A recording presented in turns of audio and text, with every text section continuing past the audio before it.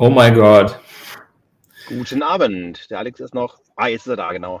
Yeah, I'm so sorry. I have a big delay here on my internet, on my laptop. I don't know if you can hear me good.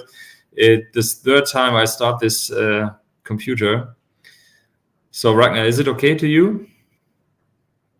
It's perfect. Yeah. So let's do a challenge because you're at home and let's compare our internet connection because I'm literally on the road. I'm not driving. I'm here at the back of my van. But let's see which connection is more stable. But I'm happy to be here. I couldn't make it on time back to my home, but hybrid work, that's something what I'm preaching. So good to be here. Yeah, that's pretty cool, Ragnar. And you're on an event in Düsseldorf, as you just told me. And Exactly, yeah. I will also, what I would like to show you the community events, and we are starting very fast now because first of all, I don't know how long my computer will work still today. And the second part is we would like to tease some of the events just because we have a great prize today. First of all, from our guest, Céline Schillinger, we have her book, what we will talk about later. And the second great prize is that we have 2 VIP tickets for the Infinity in Austria at the end of the month. And so that's what I want to show you now, the community event news, so we can also have a look at the upcoming event in Austria. So Ragnar, let's see what we have today. Of course, we have our SharePoint social user group total dates where we put all together. But as usual, we accept some special events, as you can see here from Mr. Power Magic and his team, the Einfach M365 Power Week. We have next week, or no, it's the week after next week, from 20 to 24th June. Call of Speaker is already over, but let's have a look. It's for free, so you can attend for free in this remote show. It's always from Monday to Friday in the afternoon and the early evening. So just have a look on Einfach M365.de. And here we go. This is the community event, or the event where you can win prize 2 tickets. We have for you 2 VIP tickets. Ragnar, do you know how much the ticket costs? Oh no, I need to find out. I thought it was around the no. Give me just 2 seconds because as a speaker and sponsor, I didn't pay for the tickets, so I need to look it up. Yeah, but I'm really looking forward to go to Vienna. Yeah. Yeah, it's an in-person event, and so it's from in the end of June. I will show you the QR code that you can attend this Infinity event. I think around $300 or $400 euros is 1 ticket. So we have 2 tickets for you, and you can also see Ragnar and me there with our topics. It's $7.99, 800 euros, 1 ticket. The VIP ticket is 800 euros. Oh my God! Wow. What a great price we have here for you. But the problem is you may also only do this raffle when you are already, or if you have time to come to Vienna in the end of June. So this is important. It's not remote, it's in person. So you have to come to Vienna. Yeah, I think there are better, more bad things what you can do than come to Vienna at the end of June, I think. So think about it. So we also have the German Powerthon 2022 in September. Call for speakers already running. So if you want to attend as a speaker, just see the Sessionize link. And of course, we have the European Cloud Summit that's coming up in September, already announced a long time ago. Hope to see you there. Ragnar, do you have a slot there in the European Cloud Summit? Yeah. I have a slot, and also we are sponsoring. So really happy to meet everybody there. Yeah, great. So that's all. So if you have an event that we also should show here or in our newsletter, I hope everybody got the newsletter. We got a new system, and I really hope this still works. Here, let's have a look. Hans Brender. So is it come to Vienna? Yeah, maybe Hans, you are also there. Please check your spam and your junk box. So how can you attend? So here, let's see. So let's also check who is also here. Hi, Ferdi. Nice to meet you. So let's see. I want to show. We are in. Our time is lagging. So let's see the QR codes.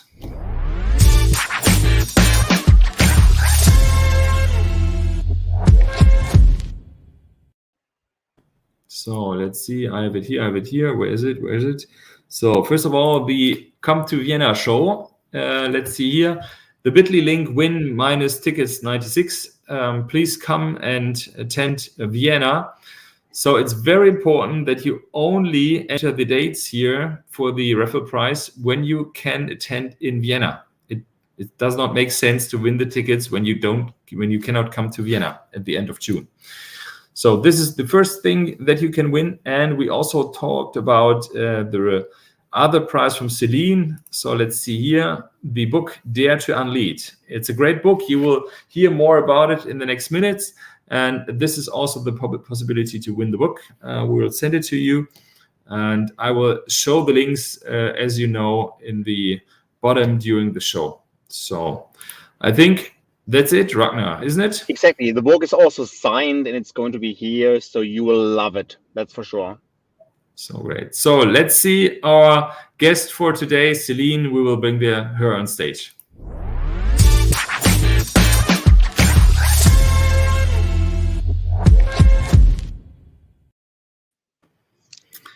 Hello, Hey, Céline. hello. Hey! Bonsoir, Céline. Guten Abend. I'm so. You speak German. Wait. That's about the only thing I can remember about German. Yeah. I'm sorry. Because you've got an Alsatian heritage. Yeah, and I did. I'm very ashamed because I did learn German at school, but it was so long ago, and I never practiced. So, ich habe alles vergessen. I'm sorry. Me too. I learned around 9 years of French. 9 years. 9 years. It's tu me casses les pieds. I think this is the only one I remember. Please don't say the second sentence. You know. FSK. No, of course not. I only know 3 words in French: égalité, liberté, fraternité. And that's what the book is about. Oh, that's wonderful. Céline, Céline, please. Sorry, Ragnar. Please. I just wanted to mention where we know each other. So we met, I don't know really when we had contact for the very first time, but it was around everything. You know, you are one of the leading persons and also change managers around Enterprise 2.0. That was the phrase many years ago. So we know each other from the Yammer times and the Enterprise 2.0 and working out loud. So that's something where we have a long common history. Yeah, and we finally, do. I'm happy that many things have changed. You have now your own business. So in the past, when I met you first, you were still living in France. Oh, then you moved from France to Canada. Then you worked at Sanofi as the head of quality at Sanofi in Canada. Then you moved back, I think, 4 years ago to France. I think you're living now in the Lyon area, and you have now your own business. You're the founder of We Need Social. So you're actually doing the same like you did in the past, Enterprise 2.0, and social networking, and also change management. And you are part of the Kotter group, one of the most famous change managers globally. And we invited you because you have a beautiful new book written and was just published. I know when it was published, like 2 or 3 weeks ago. Yeah. A month ago in the US and Canada, and it's soon coming to the rest of the world. That's awesome. Yeah. So please tell me what was the most important trigger which wanted you to write a book about change management, the new way of work? Yeah. Was there a special occasion, a special situation? Was it, listen, that's something what I need to share with the world. This single experience or this single learning was my moment where I said, okay, I have to write a book about it.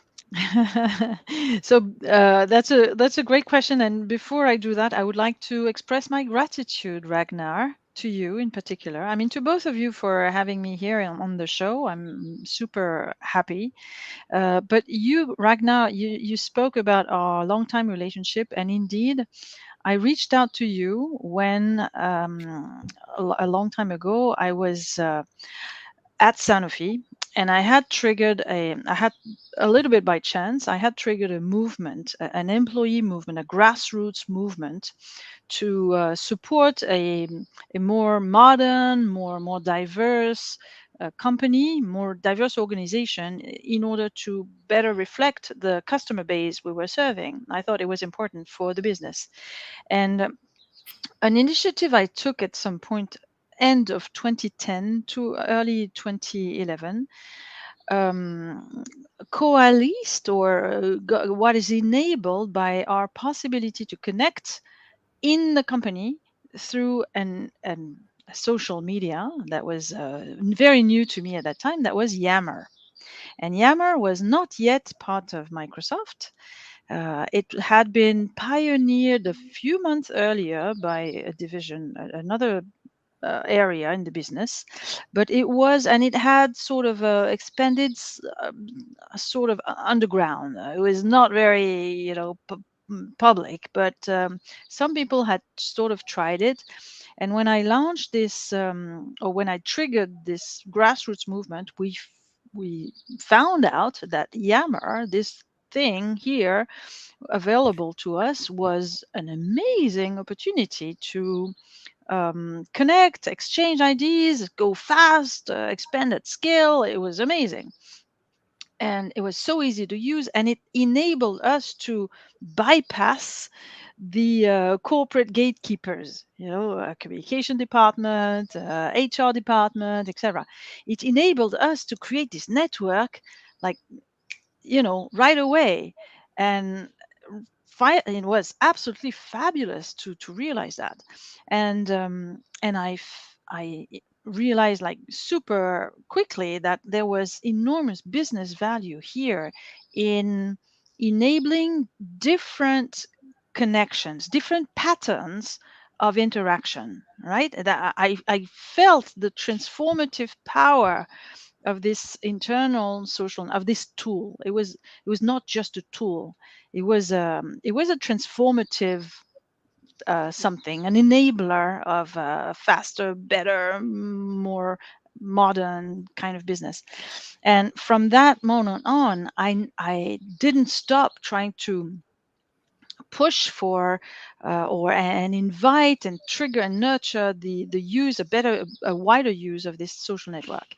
And I got a lot of resistance, lots of resistance. People considered it as waste of time, and it was before COVID, a long time before. And now we know that it's not such a waste of time. It's actually completely vital for organizations, and you already knew that. Yeah, Ragnar, you were already in that field, and so I reached out for help, for support, for visibility, for advice, etc. And you were always willing to help, and I'm really, honestly and sincerely, very, very grateful, because being a change agent in a large organization that is conservative and close to newness, and it's not a criticism against Sanofi. I think it happens in many, many, many large organizations, especially those who are in very regulated fields, and yet it is possible, as we have shown with this experience and with other experiences afterwards. It is possible to innovate even in that kind of super regulated, super constrained settings, in particular thanks to digital tools, which are more than tools. That's amazing. Yeah. Oh, that's a great story. Yeah, I mean, seriously, this movement, this moment where I got to, I mean, this was a real aha moment for me to stumble on Yammer and realize the power it had.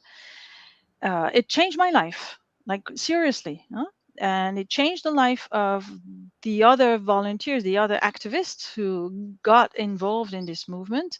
And from then on, I went on to deploy other types of initiatives, but always leveraging the same approaches. And it became my full-time job, and now it's my my living. I make a living out of that. And I think it's we're just seeing the beginning of it. It's not straightforward though, and that's why I wrote this book, and that's why I'm coming back to your question. It's not like a switch, like on off, like you use this tool or you don't, and if you use it, everything is perfect. No, that's not what I mean.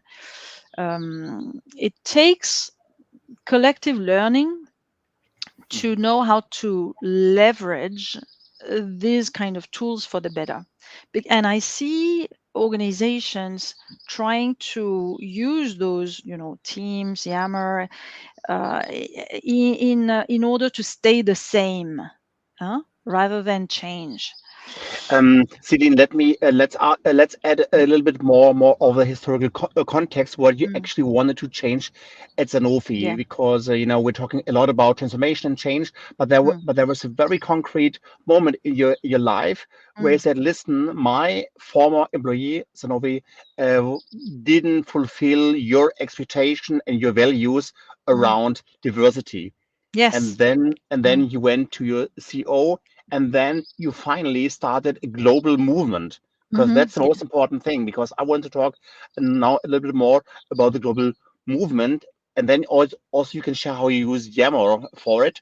Maybe Yammer came a little bit later, but that's something what I would like to understand from you, how these learnings from being a grassroots rock star or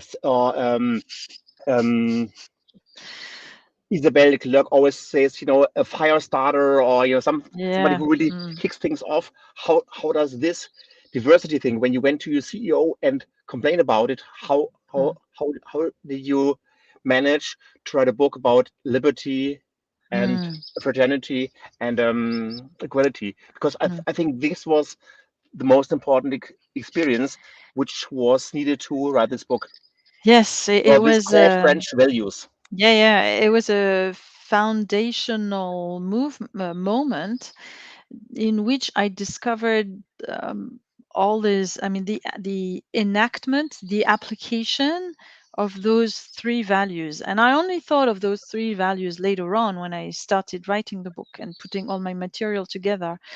But really, when going back to this foundational moment in 2010, where I decided to take to empower myself. That's freedom. You cannot. This sentence is not from me; it's from John Wenger, whom I quote in the book. You can never empower someone. You can only enable them. But empowerment comes from oneself. You self-empower. You realize and take ownership of your own power, and that's what I did in this moment, where I decided not to follow the rules, and instead to write directly to my CEO, not to complain, but to suggest, to invite, to propose. And I think this set the tone for the movement that got triggered really by chance, because this letter I sent to the CEO became viral and triggered this energy, this willingness of people to be involved into contributing. It was not about protesting, being against, fighting, etc. It was about adding value um, in another way. There's already HR or whatever other department dealing with some topics, but we felt that we as an employee community could add value, and not just add value, but we could be the change ourselves, and leave a passive position where we expect change to come from the CEO or HR, and we complain when it doesn't come. So we leave that posture and instead take an active posture of, okay, let's roll up our sleeves and do things together, and maybe change will come Okay, faster so there. now we have now we have a bunch of aspects, and when we talk about now about equality and fraternity and liberty, are Yes. these three aspects and values equal for you, or was it like the equality, the diversity part was the most important, and then later the liberty aspect was bigger, or how did this value of the value change Yes. after It's this long journey when you really started this movement? Yeah, it's a great question, Ragnar, and I think it started with liberty, with taking this freedom, authorizing myself Mhm. to, to break the rules a little bit, in a positive perspective, again, but but nothing would have happened if I had not met others who felt the same way about diversity, and so if we had not connected in a network Mhm. enabled by Yammer. So Fraternity. Mhm. this network is what Mhm. enables equality. It's by connecting in a network, we got rid of hierarchical divisions, of Yep. hierarchical differences, right? There were VPs and admins in the network, and they were co-activists. They were co-creators of solutions. They were no longer, here or there, Mhm. and talking up or talking down. And with this purpose we had in common, we created community. That is the fraternity, the feeling of um, sisterhood and brotherhood, Mhm. in change. So I would say the three values come That is the together. most beautiful thing I've ever heard about Yammer. It's Oh, also the same for other tools, but now we we talk about Yammer. But this is really really beautiful no, thank you, because this Ragnar. adds so much value to a technical tool and to yeah. Exactly. And again, for me, it was not just a game changer; it was a life changer. Mhm. And people, I've read in some studies, and I quoted that in the book about. I read about the biographical effect of activism on Mhm. people. Activism, being an activist, changes you. It changes the activist forever. Mm? Even if you're slightly involved, it doesn't matter whether you. And this Because why? activism, We change it, something be, because why? because you own, or because you take you how can I say, you become aware of your own agency. We all became aware Mhm. of our power, of our collective power, but also of our individual power, in the sense of, our innovation power, our creativity power, our speak up power, our I realized I could write a blog, I could, engage people, etc. All sorts of things I would never have done without this movement. I would have stayed on track, with following my job description, trying to achieve my targets, etc. That's what I was doing, living my life at work and then life outside of work, and not challenging the system, not questioning anything. And Mhm. that's So something that Yammer, the use of internal social networks, and then afterwards external social networks too, accelerated. let me challenge you and find out how this quote from Mark Twain Mm. resonates with you because I'm just coming here back from an event and I heard this quote in a keynote 1 hour ago. Mark Twain said there are only two moments in life which really matters. One, your birth, and the second is when you discover your own purpose. Ah, I love it. I think it's great. I think it's great, and I'm sort of missing something about it, because Tell me when you what are you discover missing? when you discover purpose, I would say it's a starting point. It's another starting point. Hmm. Then the most important moment is what comes next. So Hmm. I'm excited about what comes next, and I'm not sure if I mean, for me, I discovered this purpose while working with my co-activists, and my purpose even evolved. You know, I got into this activism, corporate activism, thanks to the appeal to diversity and fairness and modernity, etc. But then I realized that my true calling, I mean, that diversity was an enabler for workplace change, workplace transformation. And I feel that I mean, my purpose is really to regain dignity at work. Oh, that's beautiful. Yeah. So, yeah, you are not one of the person who says, okay, I'm my number one. I've got only one value, and the value is a diversity of feminism, and that's something what I'm carrying for the next 40 years. So it was just an enabler for it was other or more it was deeper an entry gate, an entry point, and it remains a core element of my DNA. I try to bring in diversity. It is a core enabler of effectiveness. So I try to bring diversity in everything I do, and I see, I don't know, it opened up to a broader perspective or a broader picture where I see the effect that bad work has on society and bad leadership in particular.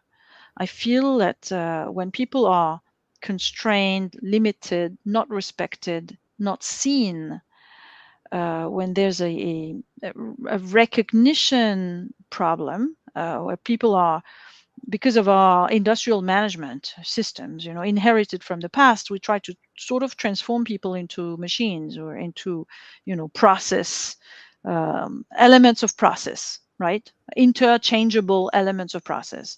And I think people deeply resent that. They comply, they okay, do it, but their humanity rebels deeply against that. And that's why we see, I mean, this is becoming a social trauma.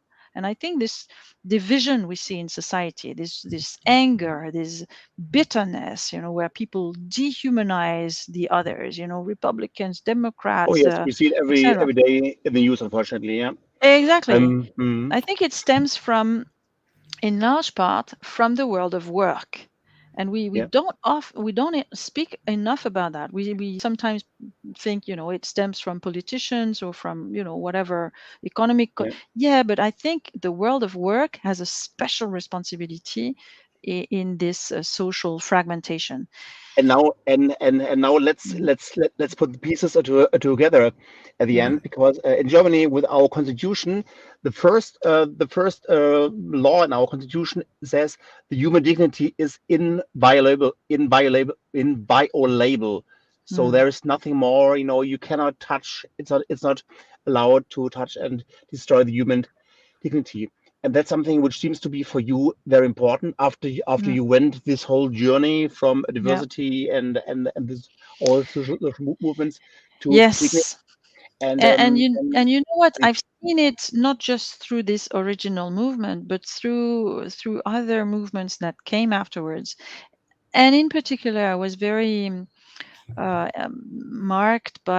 impressed by what I've seen from from my shop floor colleagues in the quality improvement project, which brought me to the US. You said Canada in the beginning. It was actually Boston, not too far, and where I led a transformation movement, a cultural transformation movement within the industrial operations at Sanofi, and where again we made extensive use of Yammer in a transformational approach to culture, to creating a community of people.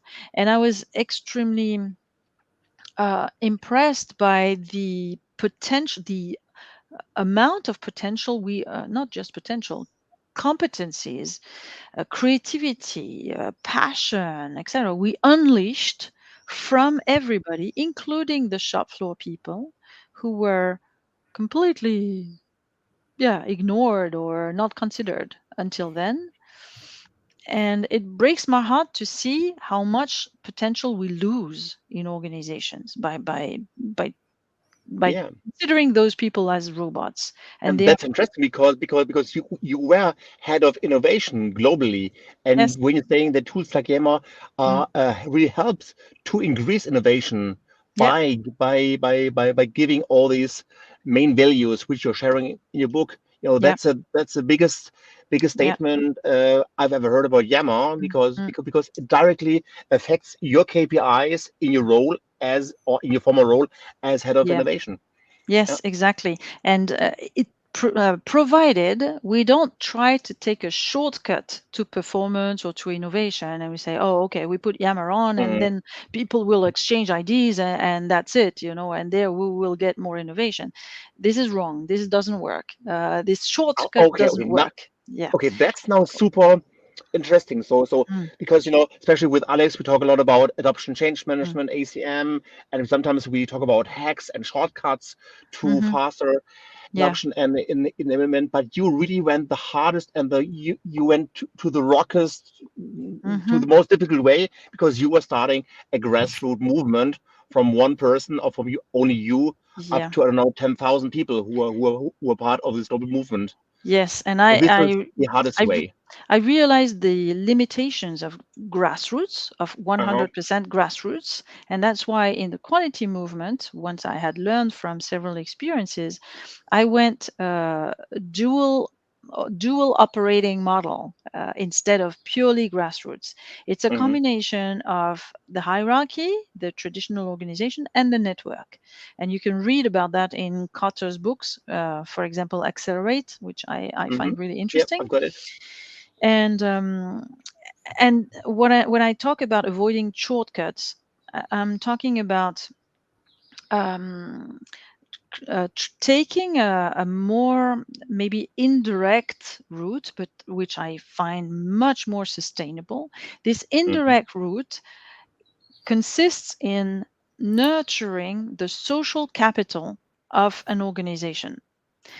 That is connecting people, connecting the system to more of itself in all sorts of different settings, different possibilities, different opportunities, and etc. Because through volunteer networks, through social networks, through etc. It's about paying attention first to the human community Hmm. instead of paying attention first to the goal, because the Yep. goal will be better served by a human community that sees itself as a community, as a that sees each other as humans, as people we consider, people we enjoy the company of, people we want to help, we want to collaborate with. It's creating this willingness to this want to be together that is Yep. critical. Yep. And That then is that is from then on you can achieve any goal you want. But if you take this shortcut, oh, let's reach that goal, yeah. and we'll deal with the human aspect on the way or later on, it fails. That resonates extremely well. It was also part of the keynote, which was held by the former CEO of Handelsblatt, which is a very large newspaper here. I just heard because he said, "Don't do the mistake and put a number as a goal. That's the biggest mistake you can ever Completely. do. Set numbers as goals. It I has to be something more Yeah, purposeful." With a vision where people are really, yeah, they really are, yeah, I don't know, floating into this purpose, but never put numbers as goals. I exactly. need And Alex. no, just the last sentence, please, Celine. Oh, and I would say to complement that, not just a number, but also not just some fluffy, emotional feeling kind of stuff that would come from the board. It's critically important to have people co-create their intention together. Otherwise, they will not own it. They will not have authorship, Mhm. and therefore, it will be really complicated to engage people. Yeah, so I need to say this because I'm sorry I was out most of the time because my laptop is not working so fine. I need to do, laugh.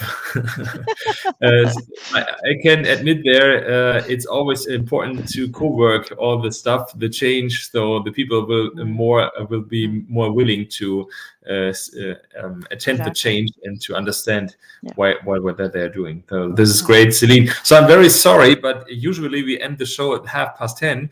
So it doesn't matter. We also have the community part at the end. So please stay here, Céline, and we can talk just more about it. It's no problem, but this is the official end. And before we end it, we need to have a look at the raffle prizes, because we have the special raffle prize from your books. Thank you very much for the book. And of course, for the VIP tickets for the Infinity in Austria. So hold on.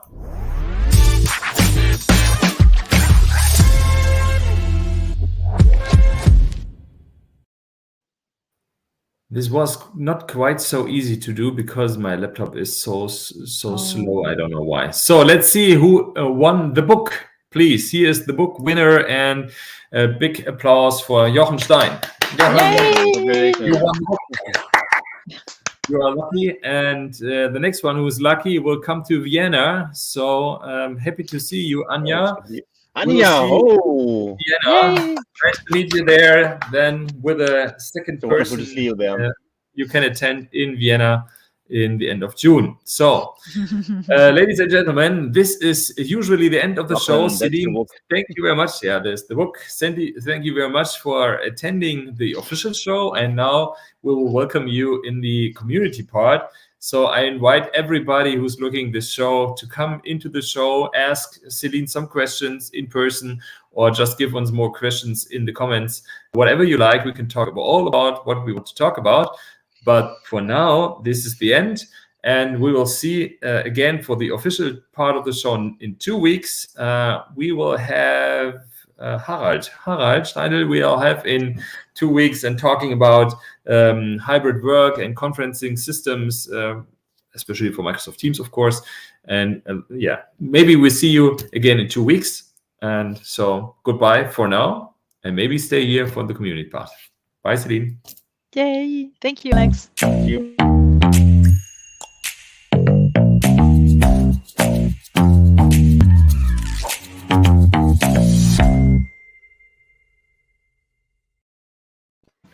Yeah, Céline, now you can open the wine bottle. Now it's much easier. The official part is over, and we would like to have everybody here in the show.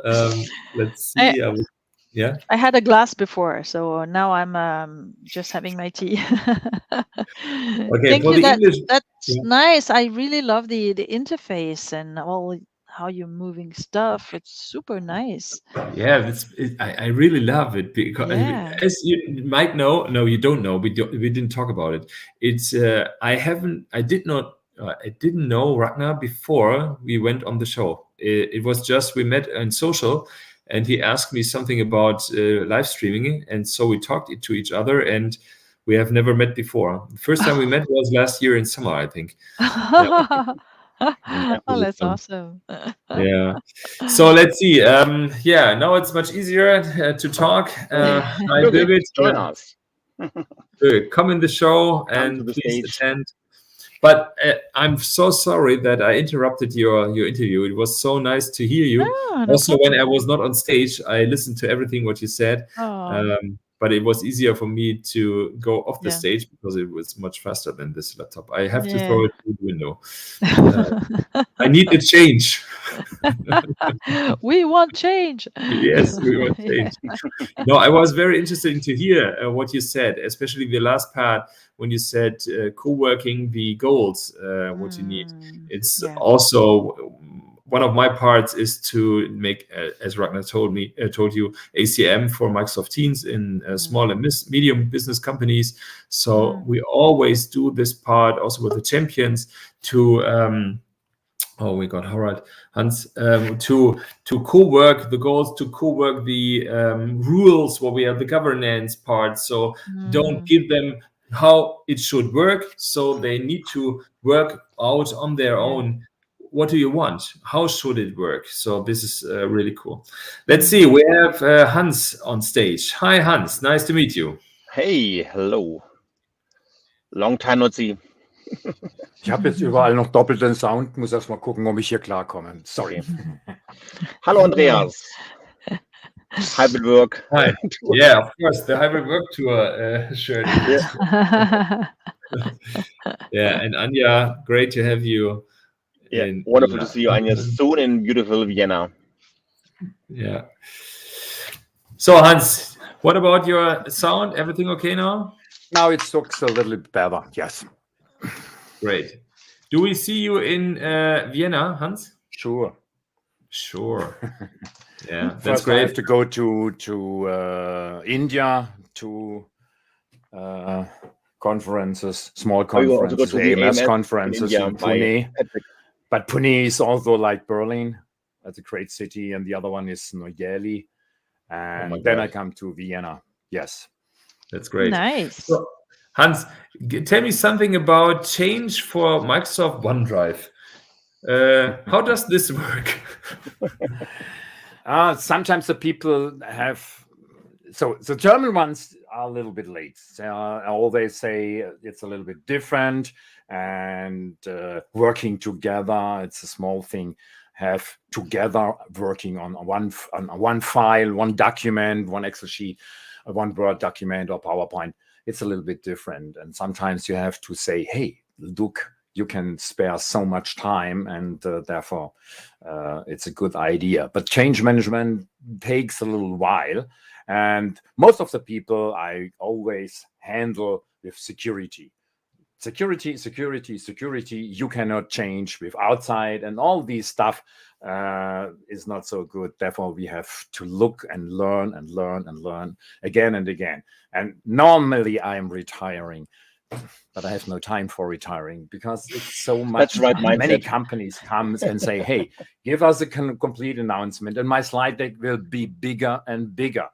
And sometimes, although the documents at Microsoft will not work so correctly, and I have to send it to say, hey, please correct that with GitHub and all this stuff.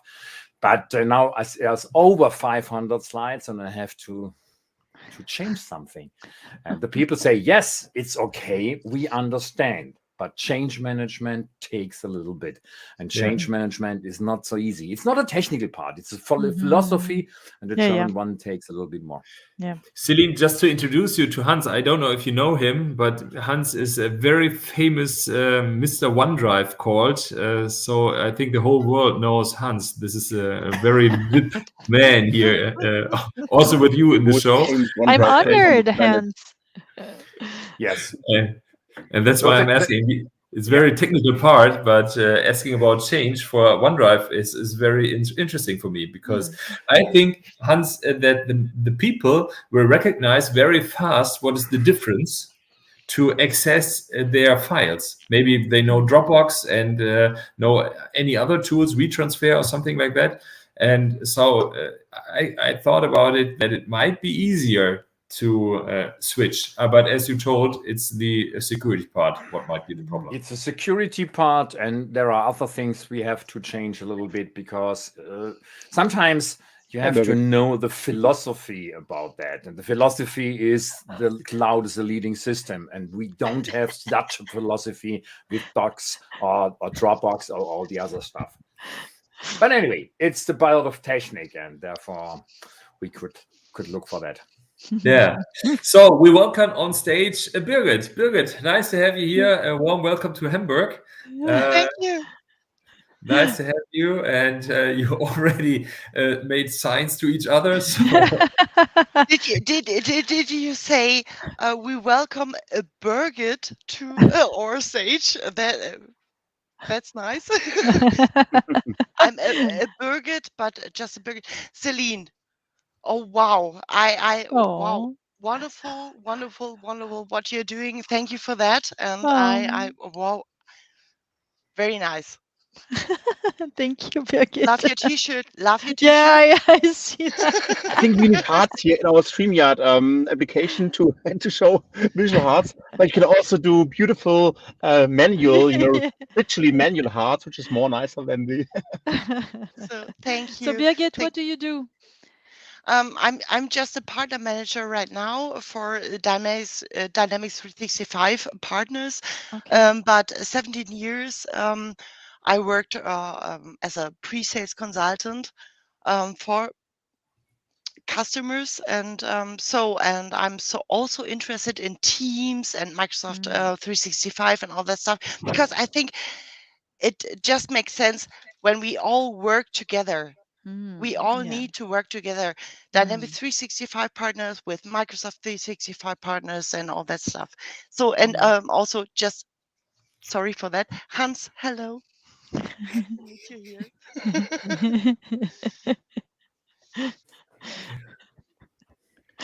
That's lovely. Give him a heart. Give him a Yeah, heart. A heart for Hans. So my system today is a little bit tricky, having a background and now the system crashing. It's like you, Alex. Yeah, it's about me. It's because of me. No. Always lagging. Birgit, when I ask you a question, which word is the most important for you? What would you answer? Liberty, fraternity, or equality? Wow. Okay.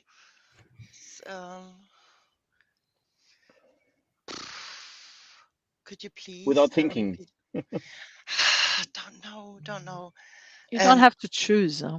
I don't want to choose. Yeah, exactly. Yeah. Thank you, Céline. Thank you. I love her. I know she's on my this side. No, I don't want to choose because I don't want to pick. Yeah. Yeah, they go together, in my opinion. If you just take liberty, freedom, you end up in individual freedom, and everybody does what they want, and that's my freedom. I want to be free. That's libertarianism. And it's excessive, and it's not useful for the community. So you need equality as well, but then how do you keep the network together? How do you make sure that there's a cohesive whole? And I feel that fraternity is what enables this wholeness, this togetherness to stick and to produce something really valuable. Yeah. I have a question. Totally agree, but Ragnar, what's behind your question? It's a typical German thing. I'm a typical German, so do we need to pick something we agree for, or I just wanted to start a conversation. Great. So I have one more question. One more question, Céline, please. I have. You talked about introducing Jammer to the company, this big company, and you engaged so much purpose in the people and so many things. What happened after introducing this solution? And what I'm interested in the question is, how does the C-level thought about this engagement? Because I think this is a cultural part. Do they want to enable this purpose, and do they want? They cannot control what purpose it is. So what happens then? What about the time? What about the processes? The things change. So is it possible for such a big company with typical culture to do this change so easy? I think there must be a big resistance from the leadership. There is a huge resistance, and in the book I tell about the Yammer story at Sanofi a few times, because as I said earlier, it was pioneered in around 2008. Then with my movement, we really leveraged it and created the first activist community internally. So that was around 2010, 2011. And then then we promoted it extensively, and then I moved to so I created another role afterwards that was more focused externally, and then came back to an internal culture change project in 2014. Decided to heavily use Yammer as the backbone of our engagement project across 10,000 people worldwide.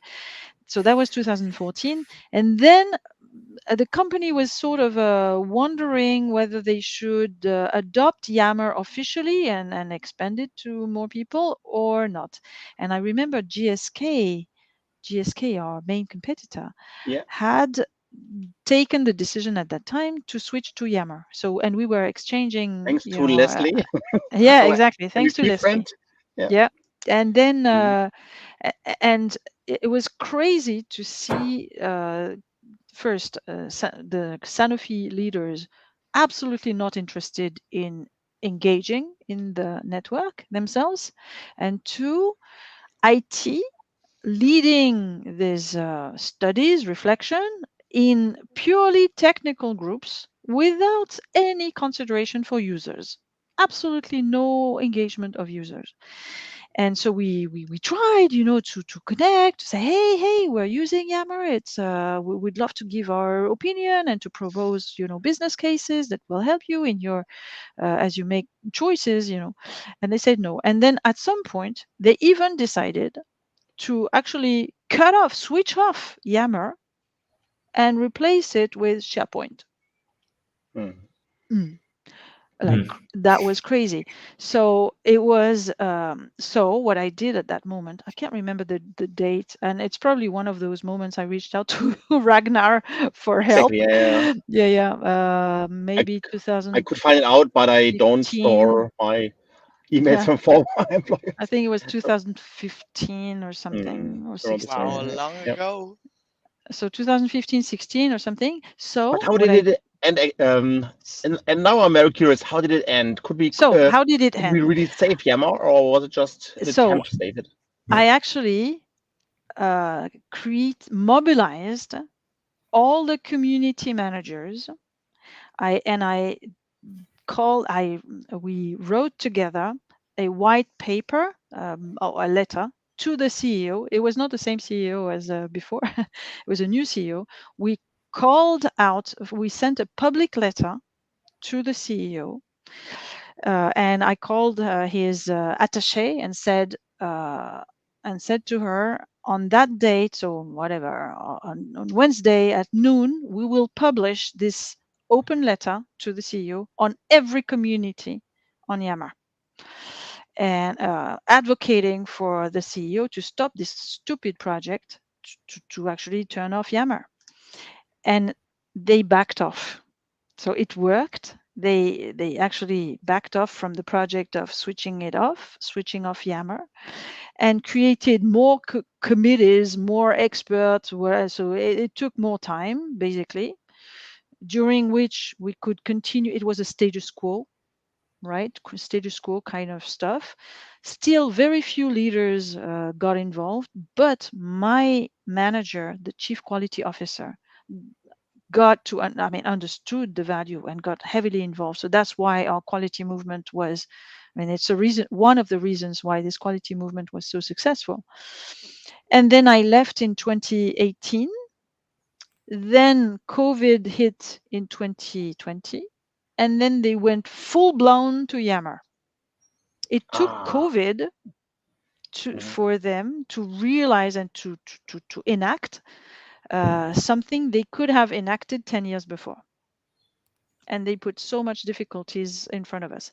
But the sad thing, I would say, in their switch to Yammer is that they switched, I would say, not in a right way. They switched to Yammer as leveraging Yammer as a loudspeaker, as a push platform, which it should not be.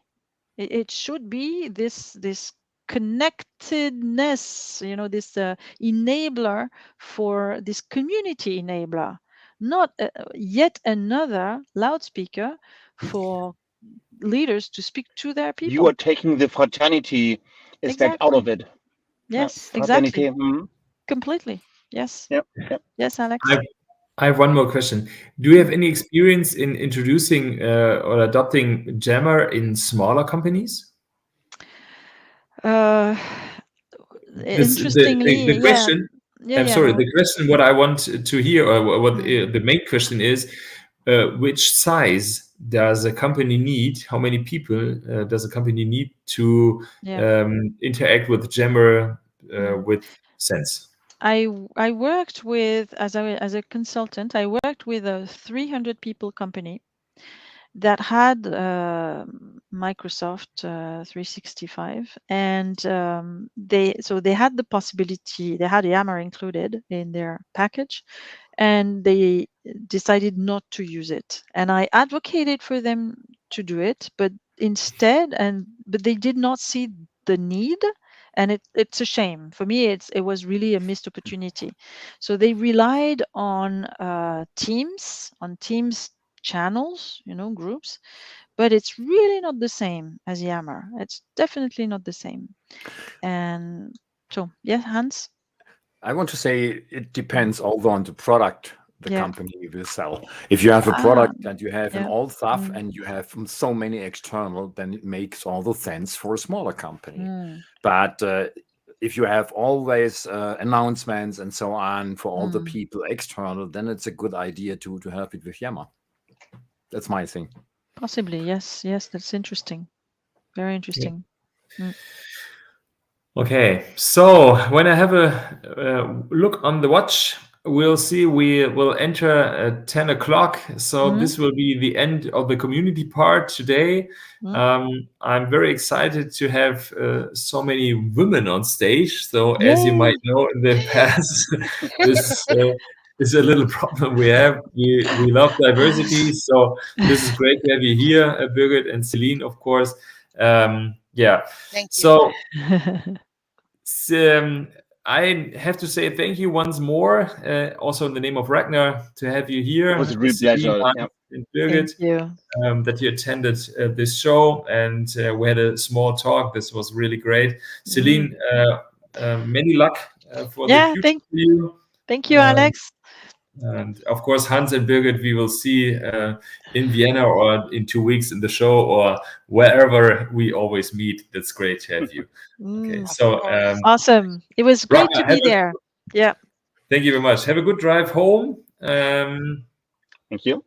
And so let's see in 2 weeks once more. And Céline, all the best to you. Goodbye. Thank you. Cheers. And Céline, I will contact you. Please do it. Of course. That's awesome. Great. So, thank you. Auf Wiedersehen. Thank you, Ragnar. Yes. Auf Wiedersehen.